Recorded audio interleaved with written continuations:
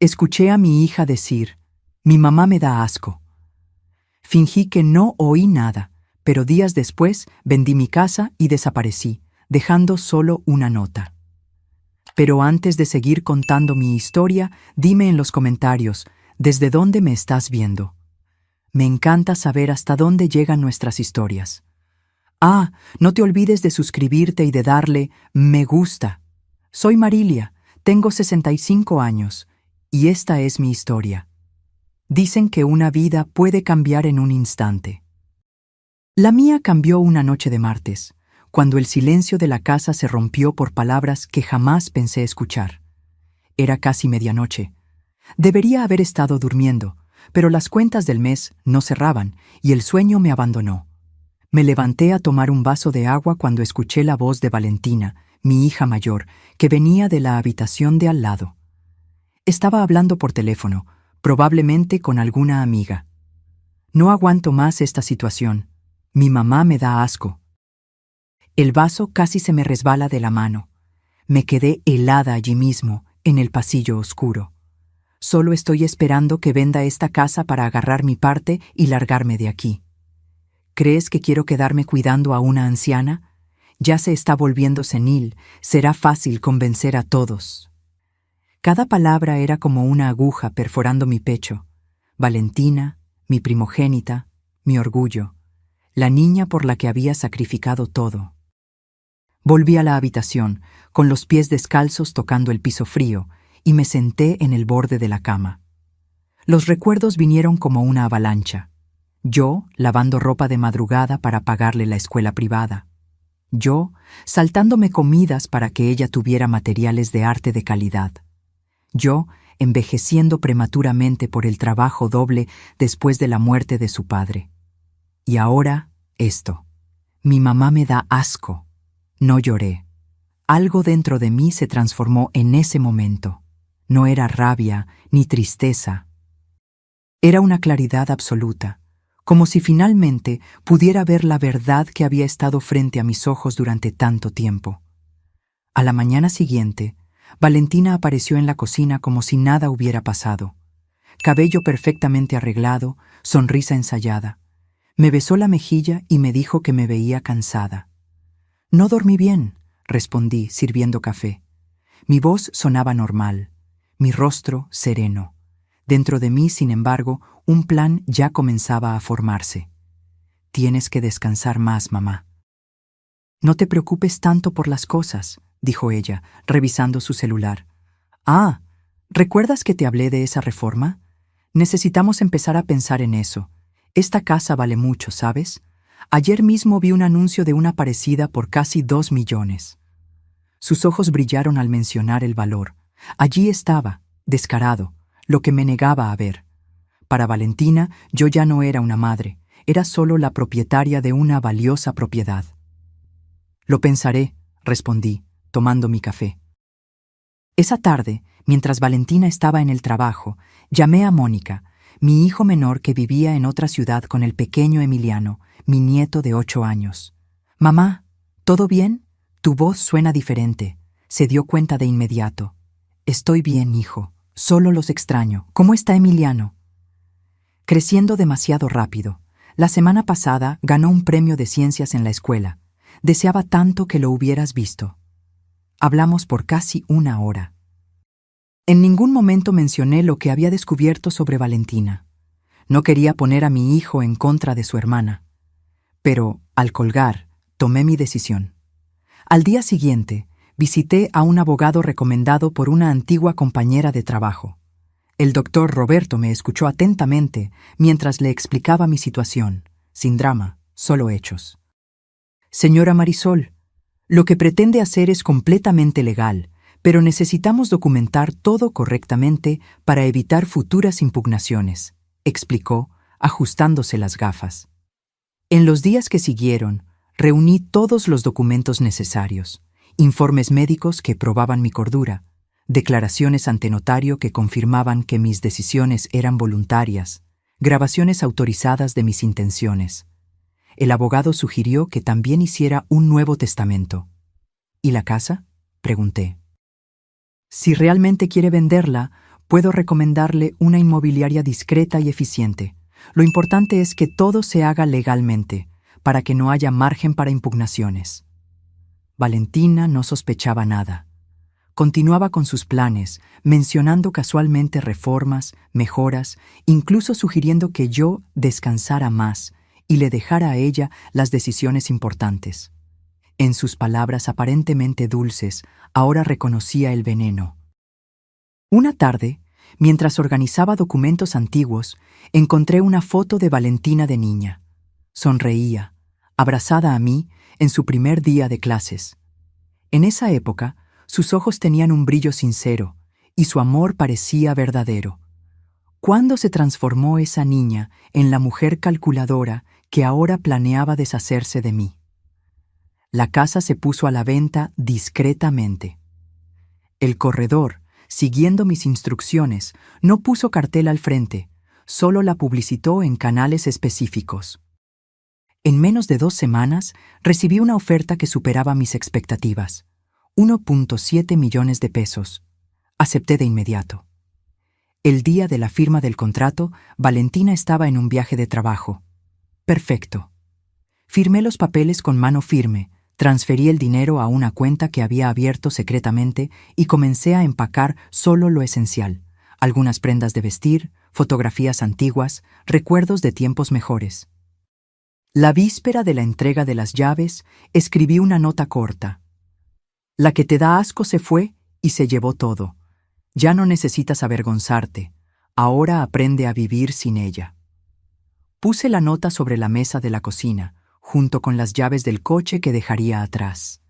Miré una última vez esas paredes que habían sido testigos de tantos momentos, buenos y malos, y cerré la puerta. En el taxi camino a la terminal de autobuses, le envié un mensaje a Mónica. Hijo, voy a la Ciudad de México.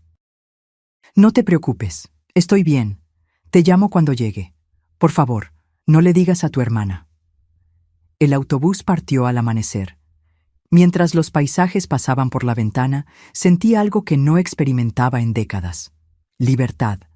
La venganza no era solo dejar a Valentina sin la herencia que tanto codiciaba, sino liberarme de las cadenas invisibles que me ataban a una relación basada en el interés y la manipulación.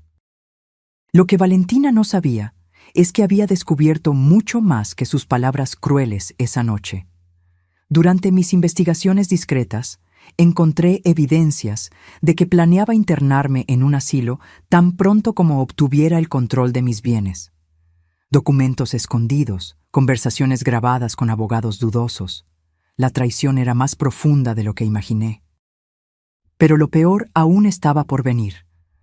Mientras yo iniciaba mi nueva vida lejos de allí, Valentina no solo descubriría que se quedó sin la casa y el dinero, sino también que su plan de falsificar mi firma en préstamos bancarios había sido descubierto. Y eso, amigo mío, no terminaría bien para ella. Parte 2. El plan silencioso. Llegué a la Ciudad de México con el corazón apesadumbrado, pero decidida. El apartamento que alquilé era pequeño, nada comparado con la casa que dejé atrás, pero tenía una vista a un parque que me traía paz. Los primeros días, mantuve mi celular apagado. Sabía que, a estas alturas, Valentina ya habría descubierto todo. Cuando finalmente encendí el aparato, una avalancha de notificaciones apareció en la pantalla. 27 llamadas perdidas de Valentina, 15 mensajes de texto, cada uno más desesperado que el anterior. «Mamá, ¿dónde estás? ¿Qué pasó con la casa? Por favor, llámame urgente. ¿Es esto algún tipo de broma?» El último mensaje decía solo: «¿Cómo pudiste hacerme esto?» Sonreí amargamente. ¿Cómo pude yo hacerle esto a ella? La inversión de papeles era casi cómica, si no fuera tan dolorosa. También había 3 llamadas de Mónica. Lo llamé de inmediato. «Mamá». Su voz sonó aliviada. «¿Estás bien? Valentina está enloquecida. Llamó aquí llorando, diciendo que desapareciste y vendiste la casa». «Estoy bien, hijo. Mejor de lo que he estado en mucho tiempo, en realidad. Pero, ¿qué pasó? ¿Por qué no me dijiste que ibas a vender la casa?» Respiré hondo y le conté la verdad. las palabras de Valentina, los planes que descubrí, la decisión que tomé. Mónica se quedó en silencio tanto tiempo que pensé que la llamada se había cortado. «Mónica, ¿todavía estás ahí?» «Sí, mamá». Su voz estaba embargada. Yo no tenía idea. Siempre pensé que Valentina era solo difícil. Nunca imaginé que pudiera... Yo tampoco quise verlo durante mucho tiempo, confesé. A veces el amor nos ciega. Ella le está diciendo a todos que tuviste algún tipo de crisis, que no estabas en tu sano juicio. Está amenazando con presentar una demanda para anular la venta. Sonreí de nuevo, esta vez con confianza. Puede intentarlo. Mi abogado se encargó de todo. Tengo informes médicos, declaraciones, todo documentado. En los días siguientes, recibí una carta formal del abogado que Valentina había contratado. Como era de esperar, alegaba que yo no estaba en condiciones mentales adecuadas para tomar decisiones financieras de esa magnitud. El doctor Roberto respondió de inmediato, enviando toda la documentación que habíamos preparado. El caso fue archivado incluso antes de llegar a un juez. Valentina cambió de táctica. Comenzó a llamar insistentemente, dejando mensajes de voz llorosos, diciendo que estaba preocupada por mí, que solo quería saber si estaba bien. El contraste entre esos mensajes y el «mi mamá me da asco» era tan evidente que llegué a reírme sola en mi apartamento. Una semana después, recibí una visita inesperada. Mónica y Emiliano estaban en la puerta de mi apartamento. «¡Sorpresa!», gritó Emiliano saltando a mis brazos. Abracé a mi nieto con fuerza, sintiendo que las lágrimas se me llenaban los ojos. Mónica me abrazó a continuación y pude sentir que él también estaba emocionado. «¿Cómo me encontraron?», pregunté, conduciéndolos adentro. El doctor Roberto me dio la dirección.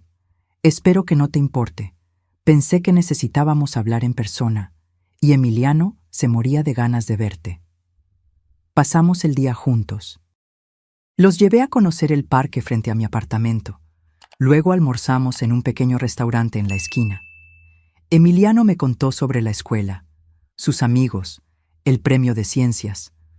Ver su carita animada era como un bálsamo para mi alma herida. Por la noche, después de que Emiliano se durmió en el sofá, Mónica y yo hablamos seriamente. «Valentina está destrozada, mamá.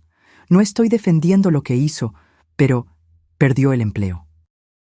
Parece que estaba involucrada en algunas irregularidades en la empresa, y ahora, sin la casa...»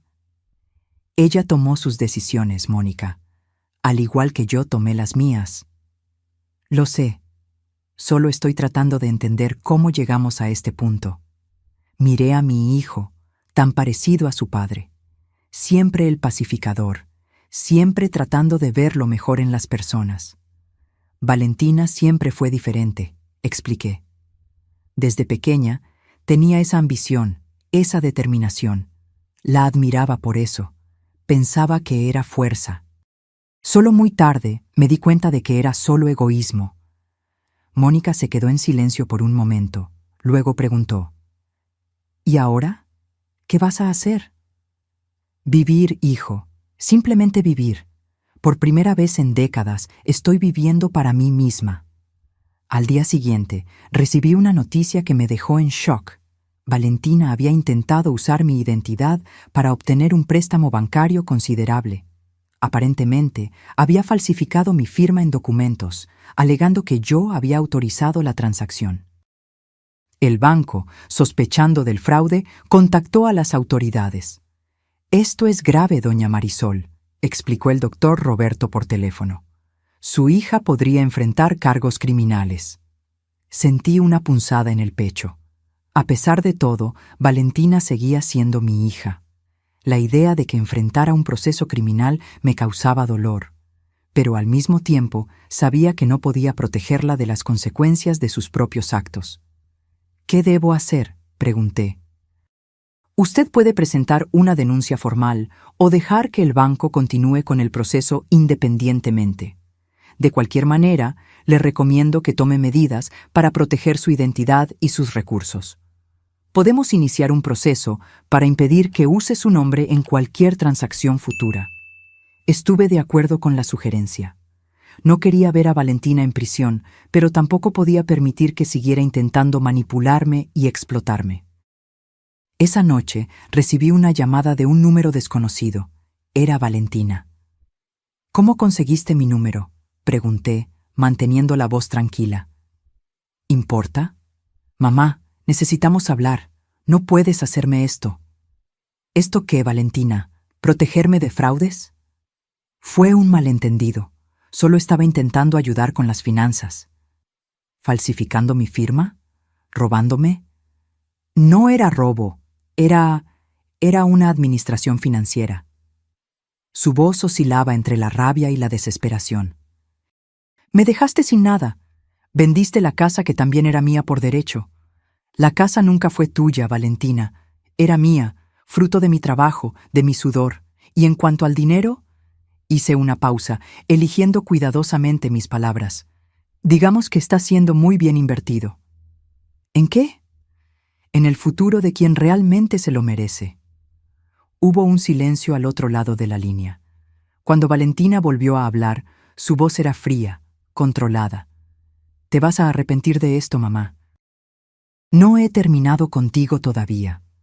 Colgué el teléfono sintiendo un escalofrío recorrer mi espalda. Conocía a mi hija lo suficientemente bien como para saber que esa no era una amenaza vacía. Haría cualquier cosa para recuperar lo que consideraba suyo por derecho. Al día siguiente, fui al banco y creé un fondo educativo para Emiliano. Deposité una parte considerable del dinero de la venta de la casa, con cláusulas específicas que garantizaban que el dinero solo podría usarse para su educación, y que ni Valentina ni nadie más podría tener acceso a esos recursos. «Esto es muy generoso, señora», comentó el gerente del banco. «Su nieto tendrá un futuro brillante garantizado». Sonreí, pensando en la carita de Emiliano. Se lo merece. Es la única herencia que realmente importa. Lo que yo no sabía es que, mientras yo planeaba el futuro de mi nieto, Valentina planeaba su venganza, y estaba a punto de cruzar una línea de la que no habría vuelta atrás. Parte 3. La caída y la venganza. Pasaron 3 semanas sin noticias de Valentina. Empecé a adaptarme a mi nueva rutina en la Ciudad de México. Hice amistad con doña Lourdes, una señora viuda que vivía en el apartamento de al lado. Los domingos por la tarde tomábamos té juntas y hablábamos de libros, películas y a veces de los dolores y las alegrías de ser madre. «Mis hijos son mi mayor orgullo», decía doña Lourdes, mostrando fotos de los 3 ya adultos. Claro que tuvimos nuestros momentos difíciles, pero al final el amor siempre prevaleció. Yo sonreía y asentía sin compartir mi propia historia. Algunas heridas todavía estaban demasiado abiertas para ser expuestas. Fue en una de esas tardes tranquilas que recibí la llamada de Mónica.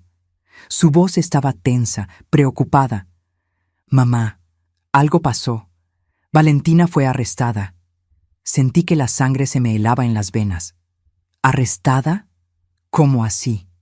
Esa historia del préstamo fraudulento parece que no fue el único.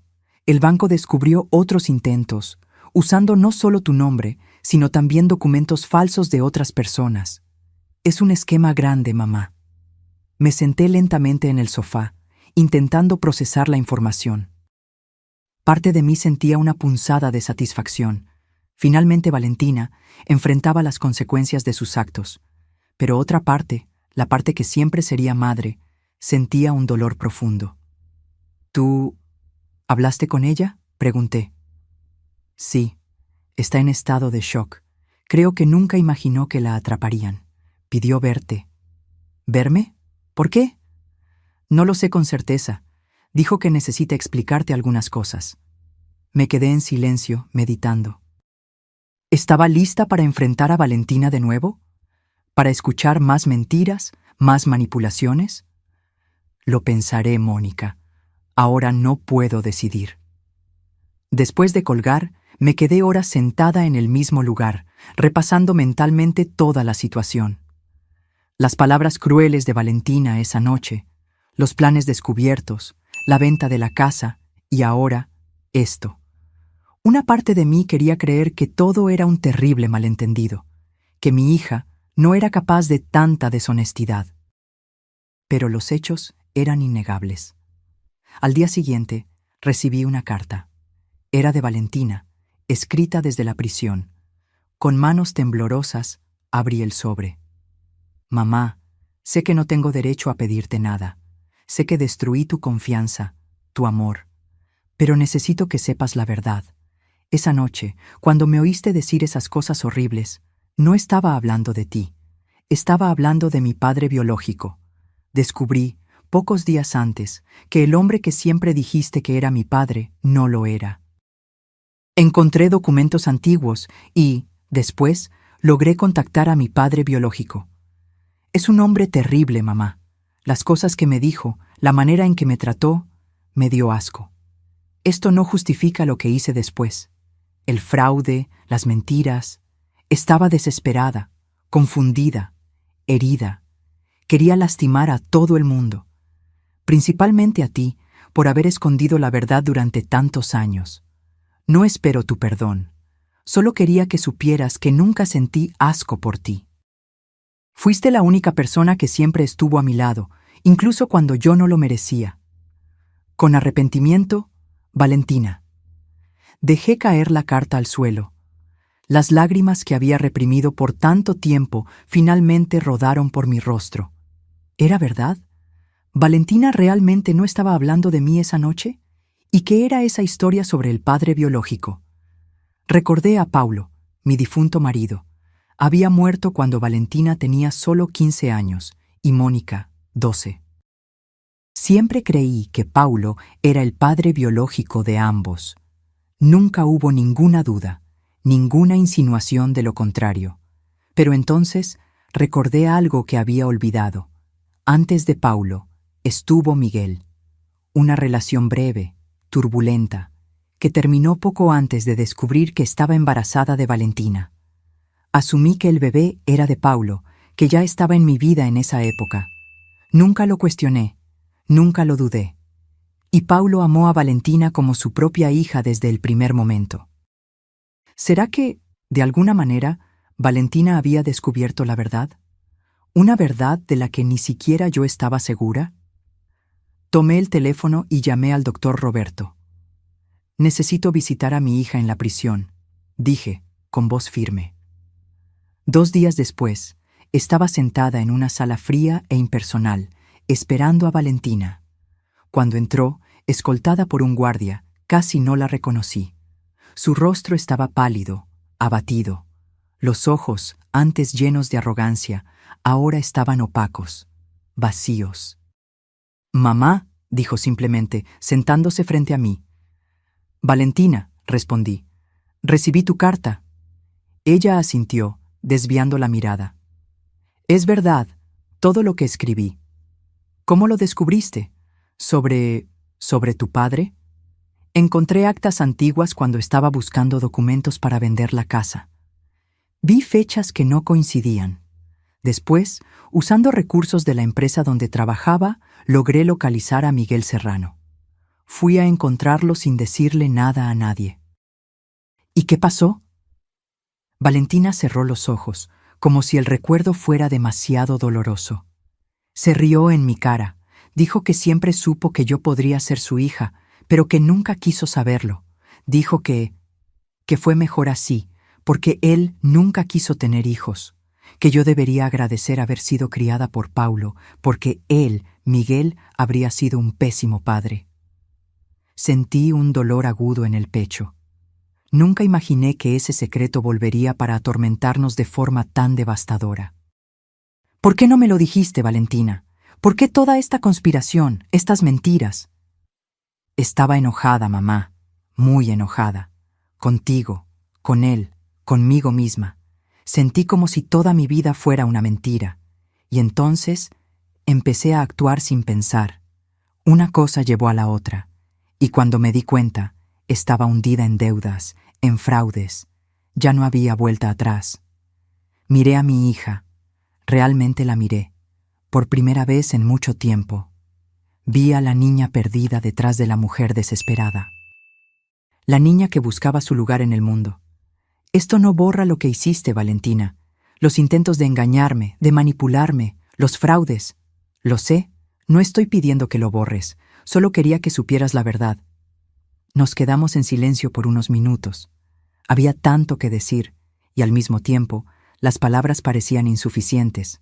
¿Qué va a pasar ahora?, pregunté finalmente. Voy a cumplir mi condena. Son al menos 3 años, si todo va bien. Después, no lo sé. Empezar de nuevo, tal vez, lejos de aquí. Asentí lentamente. Parte de mí quería abrazarla, decirle que todo estaría bien, pero sabía que algunos puentes, una vez rotos, no se pueden reconstruir de la misma manera. Me voy mañana, dije. Vuelvo a mi apartamento en la Ciudad de México. Valentina asintió sin mirarme a los ojos. Entiendo. Antes de irme, me giré hacia ella una última vez. No puedo prometer que todo volverá a ser como antes, Valentina. Hay heridas que son demasiado profundas. Pero, dudé, buscando las palabras correctas. Siempre seré tu madre. Siempre. Una lágrima rodó por su rostro, pero no dijo nada. Salí de la sala con el corazón pesado, pero también con una extraña sensación de cierre. La verdad, por dolorosa que fuera, finalmente estaba sobre la mesa. De vuelta en mi apartamento, me senté a escribir en mi diario, un hábito que había retomado recientemente. Reflexioné sobre todo lo que había pasado, sobre los giros que la vida nos depara, sobre cómo los secretos tienen el poder de destruir. Pensé en Paulo, el hombre que amé durante tantos años, que crió a Valentina como su propia hija sin nunca cuestionarlo. Pensé en Miguel, un fantasma del pasado que nunca imaginé que volvería para atormentar nuestras vidas. Y pensé en Valentina, la niña brillante y decidida que se perdió en su propia rabia y confusión. La venganza que planeé no había salido exactamente como esperaba. No sentía la satisfacción que imaginé que sentiría. En cambio, había solo una profunda tristeza, mezclada con una extraña sensación de libertad. No era el final feliz de los cuentos de hadas, pero tal vez era el cierre que necesitábamos. A la semana siguiente, recibí una visita inesperada. Mónica llegó con Emiliano, pero no estaba solo. Traía consigo a una joven de aproximadamente 30 años, con ojos amables y una sonrisa tímida. «Mamá, esta es Lucía, mi novia». Sonreí, genuinamente feliz de ver a mi hijo encontrando el amor de nuevo después de su doloroso divorcio. «Es un placer conocerte, Lucía», dije, abrazándola. Mientras preparaba café para todos, observé cómo Lucía interactuaba cariñosamente con Emiliano, cómo su rostro se iluminaba cuando miraba a Mónica. Había amor allí, un amor verdadero y genuino. Y fue en ese momento que me di cuenta. La verdadera venganza no estaba en castigar a Valentina, en privarla de bienes materiales o en verla sufrir. La verdadera venganza estaba en vivir bien, en encontrar la paz, en cultivar relaciones basadas en el amor y el respeto mutuo. Valentina había tomado sus decisiones, al igual que yo había tomado las mías. Ahora, cada una de nosotras tendría que vivir con las consecuencias. Esa noche, modifiqué mi testamento nuevamente. Mantuve el fondo educativo para Emiliano, pero incluí una pequeña provisión para Valentina. No dinero, sino la casa de playa que había comprado recientemente con parte del dinero de la venta de la casa antigua. Una casa pequeña, sencilla, pero acogedora. Un lugar donde, tal vez, ella pudiera empezar de nuevo cuando saliera de prisión. No era perdón, todavía no estaba lista para eso. Era solo un reconocimiento de que, a pesar de todo, el vínculo entre madre e hija, por más dañado que estuviera, aún existía, y tal vez, con tiempo y distancia, podría comenzar a sanar. Parte 4. Renacimiento y reconciliación. Los meses se transformaron en años. Mi vida en la Ciudad de México echó raíces. Hice amigos, encontré un trabajo de medio tiempo en una biblioteca local e incluso empecé a asistir a un grupo de pintura, un pasatiempo que siempre quise explorar. pero nunca tuve tiempo. Valentina cumplió 2 años y medio de su condena y fue liberada por buen comportamiento. Me enteré por Mónica de que se había mudado a Cancún, lejos de todo y todos los que conocía. No intentó contactarme directamente, respetando el silencio que se había establecido entre nosotras. Una tarde soleada de abril, estaba sentada en el parque frente a mi apartamento, haciendo un boceto del paisaje en mi cuaderno de dibujos, cuando mi celular sonó. Era un número desconocido. «¿Hola?», respondí, intrigada. «¿Mamá?». La voz de Valentina sonó vacilante. «¿Eres tú?». Sentí que mi corazón se aceleraba. «Sí, soy yo». «Perdón por llamar así sin avisar. Mónica me dio tu número. Dijo que tal vez no te importaría». Me quedé en silencio por un momento, absorbiendo el sonido de su voz. Había cambiado. Era más suave, menos arrogante. «Está bien», respondí finalmente. «¿Cómo estás?». «Estoy bien, diferente, creo, trabajando en un hotel aquí en Cancún». «Es un trabajo simple pero honesto». «Eso es bueno, Valentina». Hubo una pausa y luego dijo: «Recibí los papeles de la casa de playa. No entiendo... ¿por qué?». Respiré hondo. «Porque todos merecen un lugar para empezar de nuevo». «¿Después de todo lo que hice?». «Sí, después de todo». Escuché un sollozo ahogado al otro lado de la línea. «No merezco tu bondad, mamá».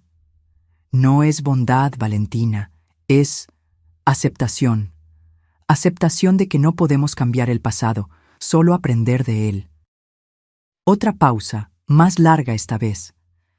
«Pensé mucho durante estos años, mamá, sobre lo que hice, sobre quién fui. No me gustó lo que vi. No reconocí a la persona en la que me convertí». «¿Y ahora? ¿Te reconoces?». «Estoy intentando. Todos los días. Es difícil mirarse al espejo a veces, pero estoy intentando ser alguien de quien no me avergüence». Esas palabras tocaron algo profundo dentro de mí. ¿Cuántas veces, a lo largo de la vida, no nos perdemos de nosotros mismos? ¿Cuántas veces no nos transformamos en personas que apenas reconocemos, movidos por la rabia, el miedo, el dolor? Eso es todo lo que podemos hacer, Valentina. Intentar ser mejores cada día. Hablamos por casi 1 hora. Me contó sobre su vida en Cancún, sobre el trabajo en el hotel, sobre los cursos que estaba haciendo en línea para completar su educación. No hablamos del pasado, de las heridas. Había tiempo para eso, tal vez. O tal vez era mejor dejar atrás algunas cosas. Antes de colgar, ella preguntó: «¿Puedo volver a llamarte?». «Sí», respondí, sorprendiéndome a mí misma con la rapidez de la respuesta. «Me gustaría». En las semanas siguientes, nuestras conversaciones telefónicas se volvieron regulares. Poco a poco, las barreras fueron cayendo. Hablamos de Miguel, de la verdad que ella había descubierto. Le conté mi versión de la historia, los miedos, las incertidumbres de una joven madre soltera, el amor que Paulo nos ofreció a las dos. «¿Él siempre lo supo?», preguntó Valentina. «Sí, se lo conté antes de casarnos. Dijo que no importaba, que tú ya eras su hija en el corazón». Me hubiera gustado saberlo antes, haber valorado más al padre que tuve, en lugar de buscar uno que nunca quiso conocerme. 6 meses después de nuestro primer contacto, Valentina me invitó a visitar la casa de playa. Dudé inicialmente. Todavía había cicatrices, todavía había desconfianza. Pero Mónica insistió, diciendo que sería bueno para todos nosotros. Ella cambió, mamá, de verdad, y Emiliano está loco por ver a la tía. Así fue como, una mañana de octubre, desembarqué en Cancún. Valentina estaba en el aeropuerto para recibirme, junto con Mónica, Lucía y Emiliano, que habían llegado el día anterior. El reencuentro fue extraño, cargado de emociones contradictorias. Nos abrazamos brevemente, sin saber exactamente cómo actuar la una con la otra después de tanto tiempo y tanto dolor. La casa de playa era exactamente como en las fotos, pequeña, sencilla, pero acogedora. Tenía un balcón con vista al mar, donde Valentina había puesto sillas mecedoras y macetas con plantas de colores. «Es hermosa», comenté, genuinamente impresionada con lo que había hecho con el lugar. «Gracias por darme este nuevo comienzo», respondió ella con los ojos llorosos. «No sé si algún día podré corresponderte».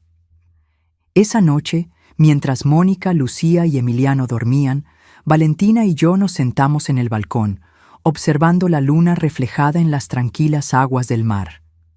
«¿Sabes lo que más me duele cuando pienso en el pasado?», preguntó de repente. «¿Qué?».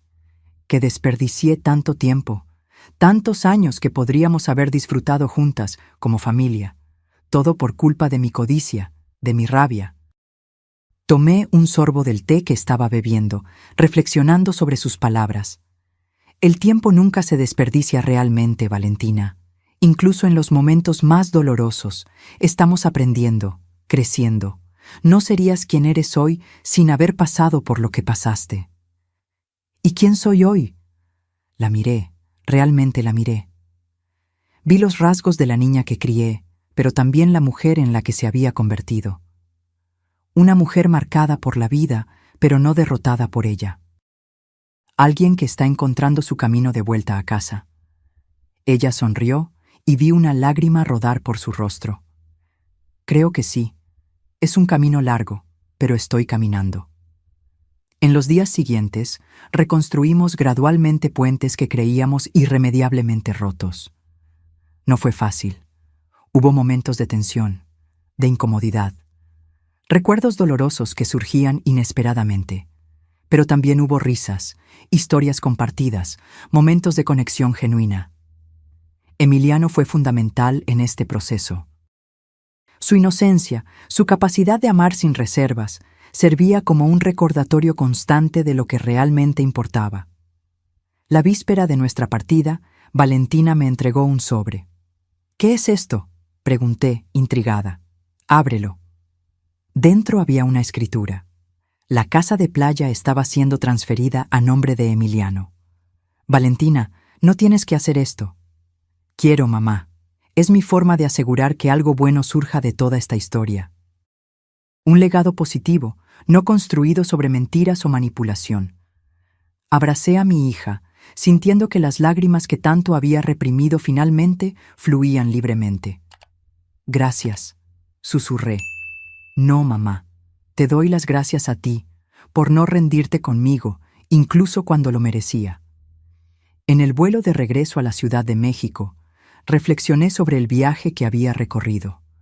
Del dolor de la traición a la venganza calculada, del resentimiento amargo a la reconciliación vacilante. No era un final perfecto, todavía había heridas, todavía había desconfianzas, pero era un nuevo comienzo honesto. Una semana después, recibí una carta de Valentina. Dentro había una foto antigua de nosotras dos, yo sosteniéndola en brazos de bebé, ambas sonriendo a la cámara. En el reverso, ella había escrito: «Para mi mamá, que me enseñó la lección más importante. La verdadera venganza no está en destruir, sino en reconstruir. Con amor eterno, Valentina». Puse la foto en mi mesita de noche, al lado de la foto de Mónica y Emiliano. Mi familia imperfecta, marcada por cicatrices, pero aún así, mi familia. Esa noche, antes de dormir, escribí en mi diario: «Hoy entendí que la venganza que planeé no era realmente para castigar a Valentina, sino para liberarme de las cadenas de la manipulación, del peso de las expectativas no cumplidas, del ciclo tóxico en el que nos encontrábamos, y en ese sentido fue exitosa. No porque destruyó a Valentina, sino porque nos permitió a ambas renacer de las cenizas de nuestra relación anterior. Quizás el verdadero poder no está en herir a quien nos hirió, sino en encontrar la fuerza para seguir adelante, para reconstruir, para perdonar, no por ellos, sino por nosotros mismos. Quizás la verdadera venganza sea la paz que encontramos cuando finalmente nos liberamos del deseo de venganza». Cerré el diario y apagué la luz. Por primera vez en mucho tiempo, dormí sin el peso del pasado sobre mis hombros. La jornada no había terminado, nunca termina realmente. Pero ahora caminábamos no como adversarias, sino como supervivientes de la misma tormenta, aprendiendo juntas a navegar en aguas más tranquilas. Y eso, me di cuenta, era la verdadera victoria. ¿Y tú, qué harías en mi lugar? ¿Perdonarías a tu hija después de todo? Deja tu opinión en los comentarios y sigamos con esta conversación. Y si te gustó nuestra historia de hoy, no te olvides de suscribirte al canal y activar la campanita para no perderte los próximos relatos. Nos vemos en la próxima historia.